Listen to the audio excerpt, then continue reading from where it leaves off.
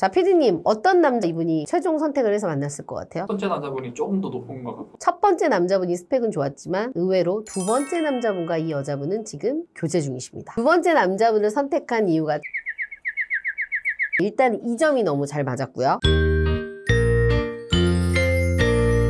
피디님들, 요즘 제가 이렇게 상담하면서 왜 이렇게 결혼율이 떨어졌는지, 결혼하고 싶어하는 사람들이 없어졌는지에 대해서 고민을 해봤어요. 대부분 결혼하신 분들을 보면 평범하신 분들이 하는데 그런 평범한 사람들이 결혼을 어렵게 생각하는 거죠. 돈이 많이 든다고 생각하니까 예당초에 아예 꿈도 꾸지 않는 거죠. 근데 결혼 비용은요, 사실 마음만 먹으면 줄일 수 있거든요. 요즘 또 젊은 친구들은 결혼식 안 할 거예요 라고 하시는 분들도 은근히 또 있어요. 그래서 오늘은 이렇게 평균에 가까운 여자분들이 제 말을 듣고 결혼에 대해서 부정적이었다가 결혼에 성공하신 케이스들이 꽤 있습니다. 이런 평균적인 여자들이 어떤 남자를 만나 결혼을 했는지에 대해서 한번 얘기해 볼게요. 첫 번째 여자분 스펙입니다. 나이는 30살, 외모는 158에 살짝 통통한 편이고요. 중소기업에 근무를 하고 있어요. 연봉은 3,300, 학력은 고졸입니다. 모아놓은 돈은 5천만 원. 부모님 노후는 부모님께서 집은 있지만 계속해서 일을 하셔야 되니까 세모 정도. 그리고 이분의 이상형은 경제관념이 있어야 돼. 근데 집은 없어도 된대요. 그리고 좀 정년이 보장된 직업이면 좋겠대. 중소기업 중에서도 좀 튼튼하거나 중견기업 등이나 공무원이나 교사나 등등 이런 직업군을 원하셨고요. 그리고 바람기가 없는 남자를 원한다고 했어요. 그래서 이분이 결정사에 저를 찾아오신 이유는 2년 전에 결혼을 하려고 했던 남자가 이제 바람기가 좀 다분해서 바람을 피워서 헤어졌다고 하더라고요. 그리고 이분은 아이를 2명 낳고 싶어. 그래서 더 늦어지기 전에 빨리 이제 출산을 하고 싶어서 오신 거죠. 만나는데 이제 시간을 줄이고 싶으니까. 그래서 이분이 정말 많은 분들을 소개를 받았는데 최종적으로 고민하게 된 두 남자분이 있었습니다. 그 남자분의 스펙을 한번 공개해 볼게요. 남자분 첫 번째 분입니다. 나이는 36살. 외모는 남자분이 키는 좀 작았습니다. 168에 그냥 보통. 직업은 학교 교사셨고요. 연봉은 5천 이상. 학력은 지방교육대를 졸업하셨어요. 모아놓은 돈은 8천만 원. 이 남자분도 굉장히 좀 평범한 듯하지만 그래도 너무 좋은 프로필이긴 해. 부모님 노후가 되어 있지 않았고요. 이상형은 외향적인 여자, 같이 여행을 좀 가거나 활발한 여자를 좀 원했는데 솔직히 말해서 남자 교사들은 여자의 스펙을 많이 따져요. 아무래도 본인들이 버는 수익이 많지는 않아. 정년은 보장되어 있지만 그래서 같은 공무원이나 교사를 가장 원하는데 또 공무원이나 교사 같은 여성분들은 더 높은 걸 또 바라보죠. 그래서 교사여도 좀 본인 집이 있거나 자산이 있으면 여자 교사분들도 보려고 하지만 사실 결혼정보회사까지 오셔서 굳이 내가 남자 교사를 봐야 되나 이런 생각을 해요. 그래서 이 남자분은 이런 경험을 많이 하셨던 분이라 누나 저는 그냥 학력, 직업 다 무관하고요. 여자분은 그냥 성향만 보겠습니다. 라고 해서 고졸의 여성분을 만남하신 이 거였어요. 여성분 같은 경우에는 고졸인 거 빼고는 훌륭하죠. 남자 두 번째 스펙입니다. 남성분 나이는 33살이었고요. 키는 71, 평범한 외모였습니다. 직업은 부급공무원. 연봉은 3천 초반이었고요. 학력은 지방사립 4년제입니다. 자산 모아놓은 건 4천만 원이고요. 부모님 노후되어 있고요. 이분의 이상형은 집순이 비슷한 수입에 경제관념이 있는 여자를 원하셨어요. 자, 피디님 어떤 남자 이분이 최종 선택을 해서 만났을 것 같아요? 스펙만 놓고 봤을 때? 첫 번째 남자분이 조금 더 높은 것 같고 첫 번째 남자분이 스펙은 좋았지만 의외로 두 번째 남자분과 이 여자분은 지금 교제 중이십니다. 첫 번째 남자분이 두 번째 남자보다 키가 좀 더 작아서 그런 거. 아니 생각해봐요.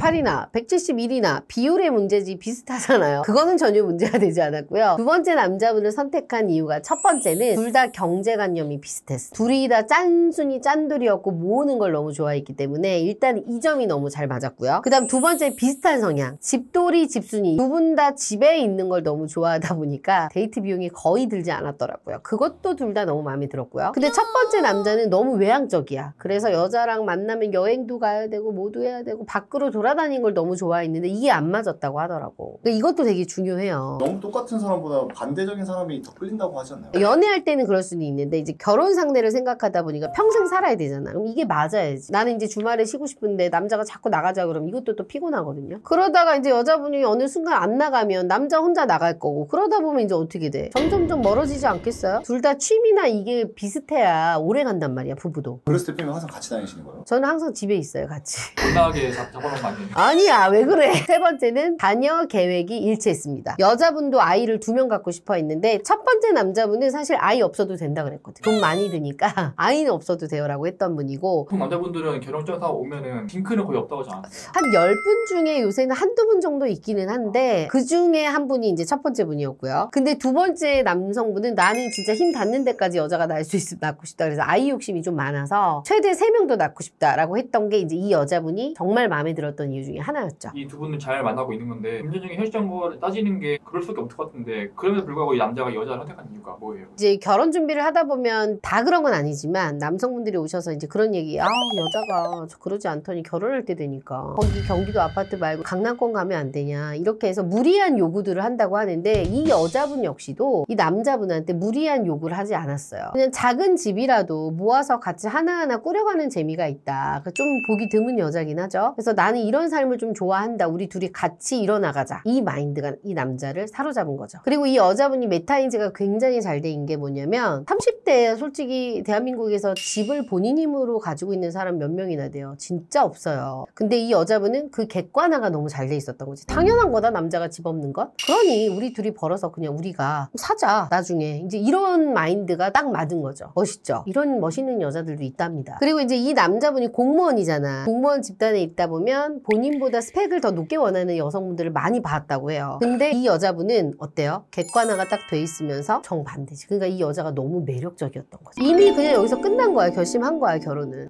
이 여자라면 내가 살면서 나를 이해해 줄 수 있겠구나. 그리고 이제 만나다 보니까 맞지 않은 부분들이 왜 없었겠어요? 있었는데 그냥 이 장점이 너무 크니까 그런 것들이 싹 다 가려지는 거죠. 대표님, 둘이 성향이 잘 맞는 건 좋은데 수입이 너무 평범하잖아요. 그래서 결혼은 어떻게 하면 돼요? 이제 또 제가 저희 또 회사 매니저님들이 또 다양한 경력들을 가지고 계시는데, 전직 또 웨딩 플래너를 한 10년 하신 분이 있어요. 그분한테 제가 다 해드렸죠. 저희의 모든 노하우를 다 드리는 거니까. 웨딩 플래너 10년 이상 하셨더니 매니저님의 경험을 바탕으로 그 꿀팁을 제가 알려드리겠습니다. 결혼 비용을 줄인 방법에는 요새는 또 결혼식을 안 하신다고 하는 분들도 은근히 있어서 아예 하지 말아라 그럴 거면 라고 또 얘기를 했고, 이거에 또 다른 대안 방법으로 셀프 웨딩 촬영을 해라. 비용을 훨씬 절감할 수 있으니까요. 충분히 할 수 있거든요. 마음만 먹으면. 그리고 결혼식장 무료 대관인 공공 예식장이 또 따로 있어요. 식대는 축의금으로 커버가 가능하기 때문에 또 이런 부분도 좀 알려드렸고요. 모은 돈이 많이 없잖아요. 집 같은 경우는 저기 경기 남부권에 있는 전세로 하면 한 1억 후반? 중후반이면 할 수 있는 아파트들이 꽤 있더라고요. 그러니까 신축 말고 구축. 일단 거기서부터 시작을 해라 해서 그렇게 또 알아보고 계십니다. 그리고 신혼부부 대출이 또 잘 나와 요새는. 그래서 이것도 여기저기 알아보라고 했거든요. 그래서 그것도 지금 알아보고 계시더라고요. 이렇게 해서 줄일 수 있는 건 확 줄이는 거지. 이걸 보시는 분들 중에